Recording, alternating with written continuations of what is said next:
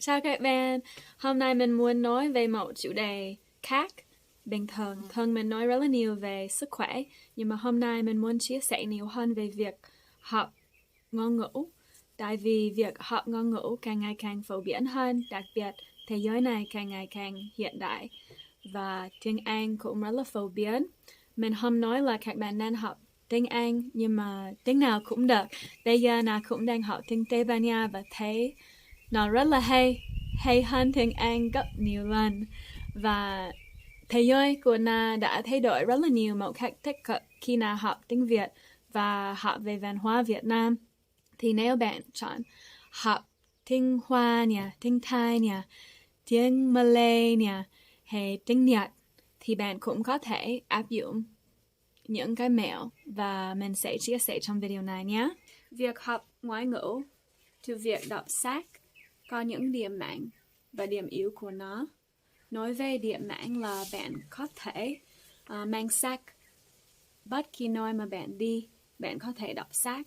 Nếu bạn đi xe buýt, đi tàu hỏa, nếu bạn ở nhà, bạn cũng có thể đọc sách. Những điểm yếu là nếu bạn đọc quá là nhiều sách mà không giao tiếp thì bạn sẽ không nói tự nhiên.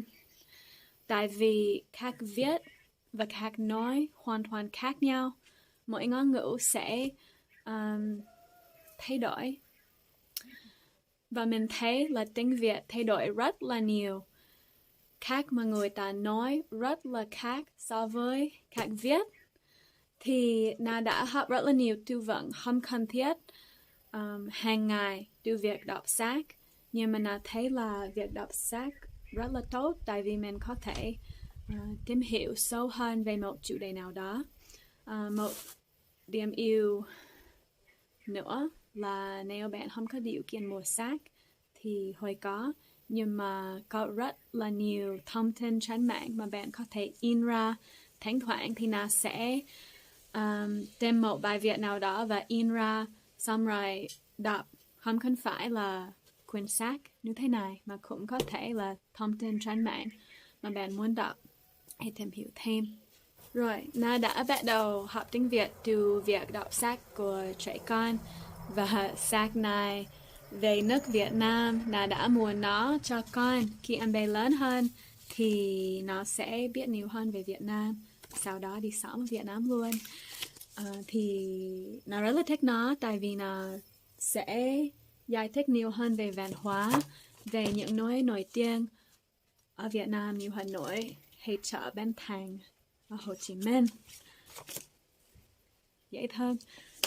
Thì nếu bạn chưa biết nhiều tiếng Anh hay tiếng Thái Lan hay tiếng Tây Ban Nha thì bạn có thể mua quyển sách cho trẻ em. Nhưng mà bạn cũng nên biết một số từ vựng trước khi đọc sách. Tại vì nếu bạn chưa biết gì hết thì sao mà bạn có thể đọc sách được, đúng không? Thì bạn cũng có thể tải xuống Duolingo thì tốt nhất đi sống ở nước ngoài á. Biết là không phải ai cũng muốn sống ở nước ngoài hay ai cũng có thể làm. Thì có thể tìm hiểu rất là nhiều trên mạng. Hãy cố gắng kết bạn với một người bạn xưa ở thành phố của bạn. Rồi, Na rất là mê đọc sách. Na đọc rất là nhiều sách trong một năm. Và ở đây thì Na có những quyển sách bằng tiếng Việt và tiếng Tây Ban Nha. Tại vì Na đang học tiếng Tây Ban Nha. Na chưa, các bạn biết rồi, là chưa quá tốt bằng tiếng Việt thì Na vẫn đang học tiếng Việt. Nhưng mà Na thấy là nếu mình dành 6 tháng mình có thể giao tiếp một cách đơn giản rồi, thì các bạn đừng bỏ cuộc nhé. Cố lên! Rồi, một cái mẹo khi bạn học ngôn ngữ từ việc đọc sách là mua những quyển về chủ đề mà bạn thích. Na thì rất là thích tìm hiểu về sức khỏe và việc chữa lành cơ thể một cách tự nhiên. Thì đấy là sách, đấy là món quà từ một người bạn Sài Gòn tên là Làm Sạch Mạch và Máu. Những tác phẩm kinh điển của nền y học tự nhiên. Khi nào đọc sách này thì sẽ đánh dấu những câu mà na thích nhất hay những thông tin hữu ích nhất. Ví dụ, sức khỏe của con người phụ thuộc vào việc máu được tuần hoàn theo các mạch thế nào. Không phải là sách nào cũng làm như thế này, nhưng mà na thấy là sách này có rất là nhiều thông tin hữu ích thì na sẽ làm. Cũng có một quyển sách về việc chữa lành tinh thần và suy nghĩ tiêu cực của con người và thay đổi niềm tin. Na không đánh dấu vào quyển sách này tại vì na không biết là na sẽ có quyển này mãi mãi, tại vì na cũng thích chia sẻ quyển sách với những người bạn. Tức là khi na đọc xong thì na sẽ cho mọi người bạn quyển sách luôn. Na cũng thích đọc sách Osho, nhưng mà dạo này na mới biết là Osho không có con, thì sách này về việc nuôi con. Mà sao ông ấy biết nếu không có con, đúng không? Nhưng mà sách này thì nếu na không biết một từ nào đó, na sẽ đánh dấu, xong rồi dịch sang tiếng Anh và viết một câu nào đó để nhớ. Số này na sẽ viết ra những câu với từ vựng mới mà na chưa biết, và trang này là những từ vựng mới từ sạch làm sạch mạch và máu. Nếu mình viết một quyển một lần thì sẽ hiểu quá hơn mà mình sẽ nhớ lâu hơn. Ví dụ, không bị ưu động và stagnant thì nó sẽ dịch bằng tiếng Anh ở đây. Nó có rất là nhiều ví dụ như thế này. Bản thân thì nó đã nói rồi, những từ vựng trong sách thì không tự nhiên và không có ai nói từ vựng này. Nhưng mà cũng tốt để biết, đúng không? Rồi, nó cũng có sách bằng tiếng Tây Ban Nha, đấy là El Alchemista, The Alchemist, nhà giả kim bằng tiếng Việt. Và nó đã đọc nó rồi bằng tiếng Anh. Đó cũng là một cái mẹo mà các bạn có thể hấp thu nhiều từ vựng hơn. Nếu bạn đã đọc một quyển sách nào đó bằng tiếng Việt, tiếng mẹ của bạn, thì bạn có thể đọc bằng tiếng Anh sẽ dễ hiểu hơn. Bạn biết câu chuyện rồi, na đã biết câu chuyện trong sách này rồi, thì việc đọc sách bằng một ngôn ngữ khác sẽ dễ hơn rất là nhiều. Rồi, na cũng có sách này bằng tiếng Tây Ban Nha là Buddha, và na rất là thích giáo Phật, thì sách này sẽ rất là thú vị. Việc đọc sách không cần phải là chán, và nói chung thì nếu việc học một ngôn ngữ nào đó hay một cái gì đó làm bạn có thể chán thì bạn không nên học nữa. Mình cũng nên cố gắng để có một tương lai tươi đẹp hơn. Nhưng mà nếu bạn cảm thấy chán thì bạn sẽ không học gì cả. Mình phải thấy thoải mái và mình phải thấy vui, rồi mình mới có thể học được.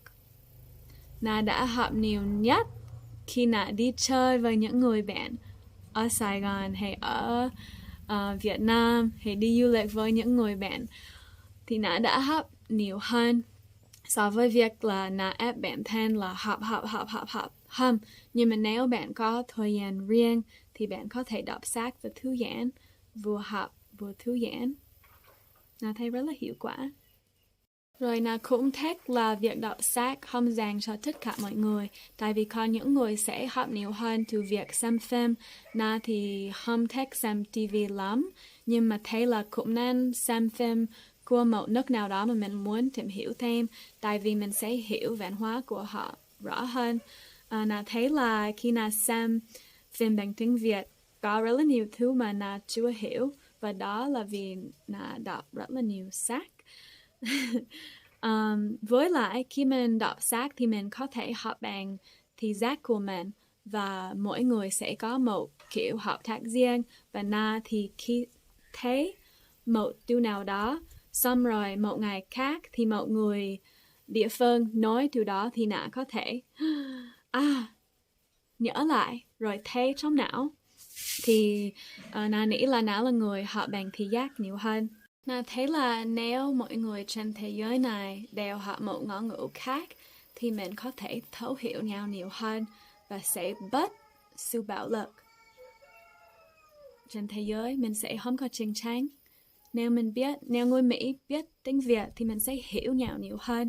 Nếu người Nga biết tiếng Anh thì sẽ không có vấn đề.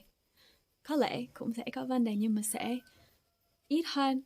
Nhưng mà cũng muốn nói là ai cũng không cần phải học tiếng Anh, tại vì có rất là nhiều tiếng khắp thế giới rất là đẹp và rất là sâu sắc và có ý nghĩa và cũng rất là hài hước nữa. Khi mình học một ngôn ngữ nào đó, mình cũng sẽ học về văn hóa của nó. Thì nếu bạn không thích tiếng Anh thì bạn không cần phải ép bản thân học tiếng Anh. Tiếng Anh là phổ biến nhất, tại vì những nước mà nói tiếng Anh có nhiều quyền hay nhiều tiền, nhưng mà không phải luôn luôn sẽ như thế. Thay đổi có thể thay đổi. Có gì nữa không? Không. Rồi, nào muốn biết là các bạn đang học một ngôn ngữ nào đó không? Các bạn đang học tiếng gì? Và các bạn có thích đọc sách bằng ngoại ngữ không? Bạn có thể bình luận phía dưới nhé. Và hẹn gặp lại trong những video sắp tới nhé.